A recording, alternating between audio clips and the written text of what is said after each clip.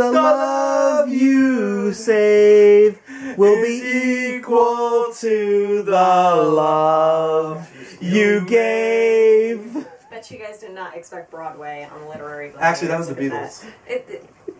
That's what I'm saying, Broadway. You put on a show. That's what I mean by Broadway. Thank you. Hello and welcome to the Season 7 finale of Literary Gladiators, the show where we discuss and debate literature in all of its forms. If it's written work, it's game. It's game. Let's meet the panel. Andrew. Hi, Andrew. Nice to meet you. I'm Ari. Jesi. And I'm Josh. And the last work that we're going to be discussing for Season 7 is Faith is a Fine Invention by Emily Dickinson. I made reference to this back in Season 1, as it was among some of my favorite, it was one of my favorite Emily Dickinson poems. It's actually I mean, I forgot that this was the poem that it was, but I remember someone had taught me about this poem when I was younger, and I really enjoyed it. It's more of a, it's a poem, but it's a very short one. Yes, and those kind of poems deliver a lot of insight. Which, I want to say limerick, but that's not the right word. I don't know exactly what they call it, but yeah, it's very simple. Proverb-esque. But epigram. That's really good, man. But you get 10 bonus points for that. I'll read it to you right now because this is in public domain. Faith is a fine invention when gentlemen can see, but microscopes are prudent in an emergency. And my discussion starter for this poem, for this discussion is: do you feel that this poem is pro-science, anti-religion, pro-religion, anti-science, or somewhere in between? Or neither? I think it's somewhere in between. I think it's none of the above. Unless what I say... Well, no, you said it first, so you can go first.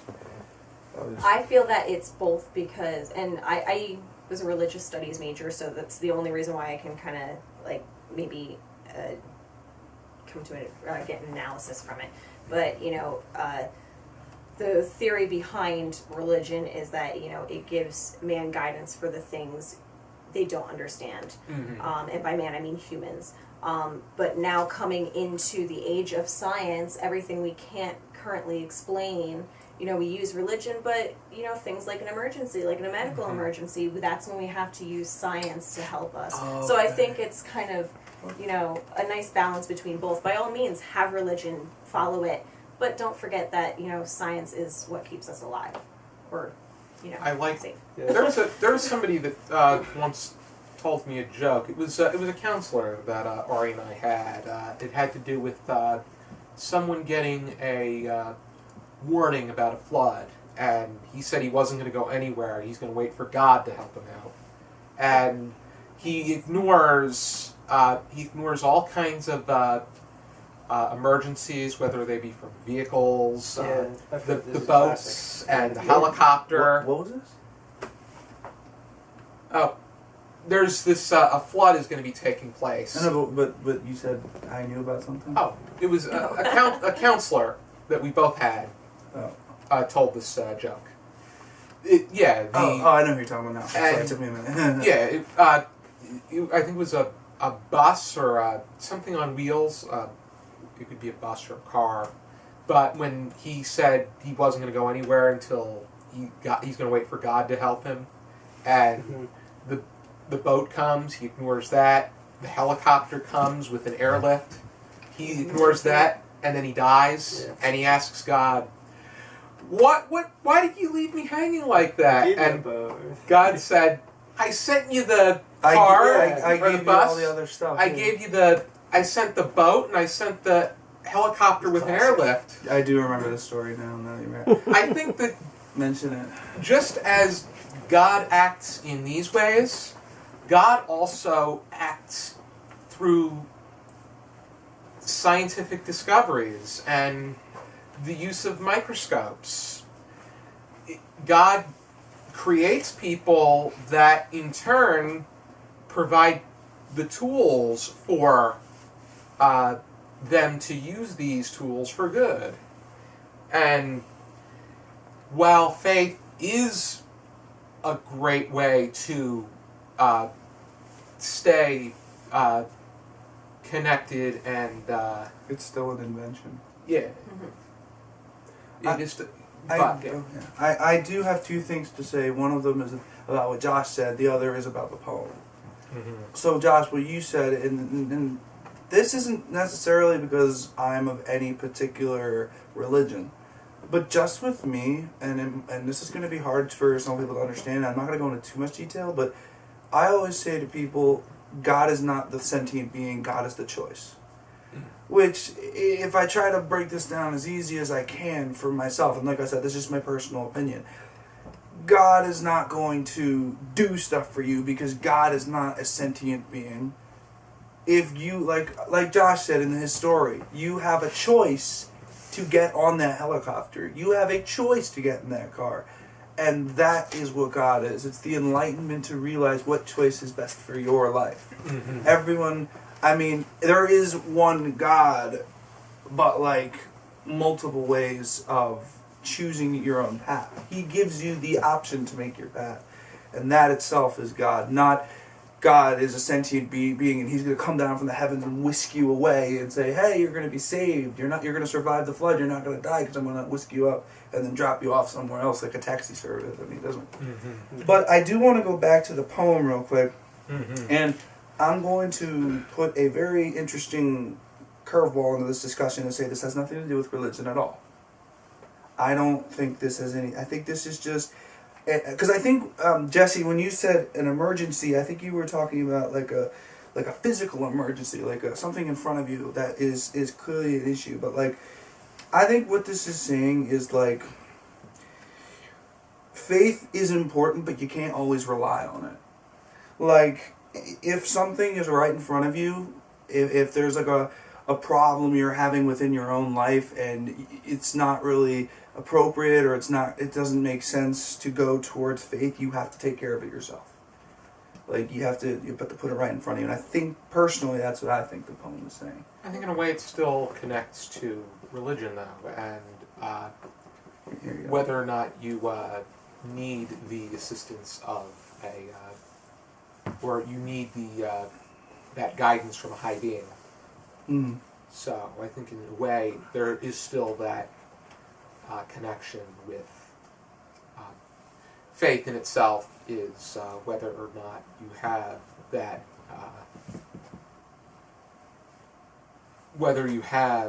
kind of stronger feeling based off of a higher being. I think another way you can kind of look at it too is you don't actually necessarily have to look at it as a higher being. You can have faith without being religious, and that's I mean you can have faith in other human beings. I have faith that you're a good person and you're not going to hurt me in any way. That's kind of it's trust and faith in someone once told me that trust is a type of faith. That was my takeaway. I think trust is a bit of a less. I think trust is a bit less religious. Yeah. And less. I think trust is a bit more materialistic, or I don't want to say solid. There is, and this is actually not off topic. It is relevant. There was an episode of Doctor Who called The God Complex, where they're all trapped in this spaceship, and there's a Minotaur in there, and it's like a shape-shifting 80s hotel. And what it is that they find out that all the people are obeying the Minotaur and in turn getting eaten because they're falling back on their most fundamental faith. The first guy fell back because he was a gambler and he believed in luck. And that's when he stopped. The second guy believed in conspiracies. The third, the nurse I remember believed in the fact that everything, she had to be absolutely perfect because the way she was brought up with her parents, and if she believed that her parents were the most important thing. And then finally the fourth person who they were able to stop it in time, the companion of the doctor had the faith in the doctor, and they had to stop it at that point. So there are all different types of faith out there, and it's not just from ultimate beings. You wanted to say something, Andrew? Yeah. Well, my takeaway was, I did see religion could be a component of this a poem, but. As a whole, I don't think it was essential. My takeaway, I had one sentence was theory and logic are fine, but empirical data is needed to be prudent.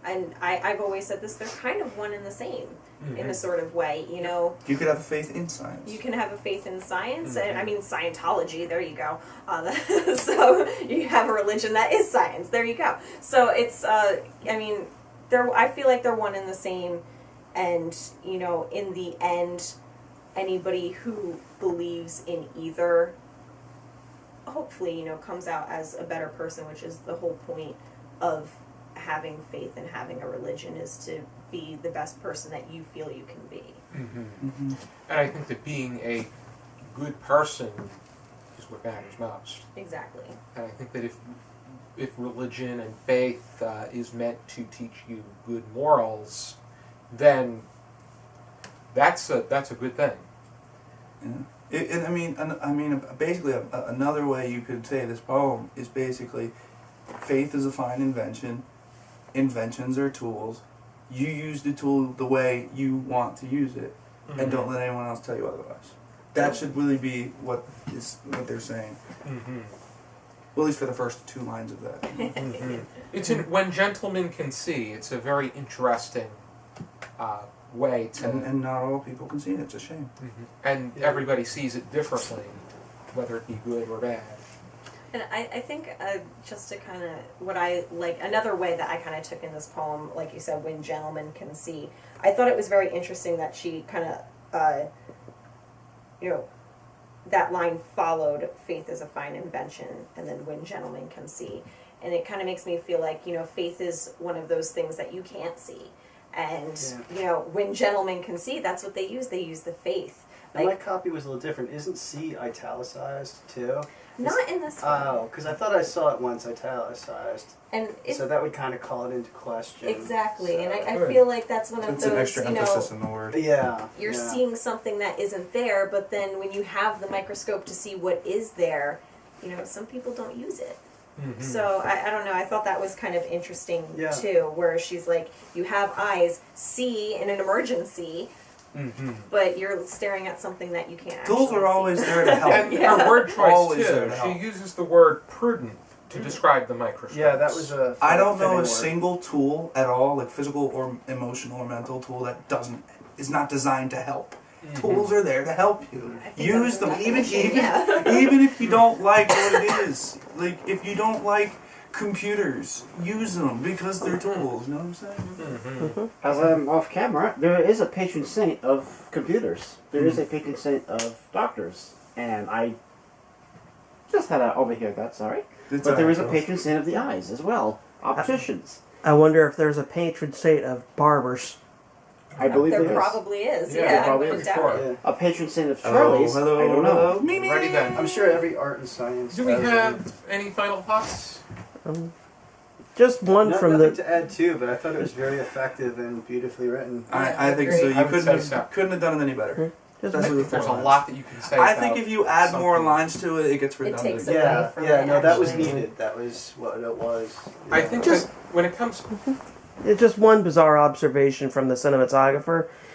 Just the second half of the poem, short as it is, just reminded me a little bit less of Emily Dickinson and more of Dorothy Parker. It just had that kind of snark to it that sounds like the Algonquin Round Table. Yeah. I think that, like with many things, when it comes to poetry, great things do come in small packages. Agreed. And this is certainly Definitely. it's part of the rule, not the exception. Alrighty, if you're interested in checking out more of Emily Dickinson's poetry, here's the complete poems of Emily Dickinson. For when I was getting ready for this episode, I was using this Major American Poets collection, which I just used it because it was easier to detect. I think that I just, in this collection, these are simply numbered, and like with like you do with all of Emily Dickinson's poetry, the name of her poem is the first line of the poem. She never gave official names for her poems, so you just went with the first line. And that's how you do with any poet that doesn't give their poem a title. This is all 1,775 Poems? per poems. Wow. Yep. The book looks great. I mean, it's got a little bit of everybody Yes, it in does. here. So I've referred to that frequently. And I see as well. E. Cummings, Ezra Pound, Mhm. EAP, Walt Whitman. Already then. Selling Ezra by the pound, eh? Thank you for tuning in to the 7th season of Literary Gladiators. So we will be back for an 8th season. We got a lot of good works coming up. I know we got The Autumn Wind, which is an NFL poem by Steve Sable. We're going to release a list. We'll release very a list soon. for you guys. It's going to be Very a great exciting. season. so excited for it. Lots of good stuff. Definitely going to be. And be sure to join us next time for a new season of Literary Gladiators. For now, Come on, Charles. Keep reading! Hi! Keep reading, mother. Whoa, whoa, whoa. Easy, easy.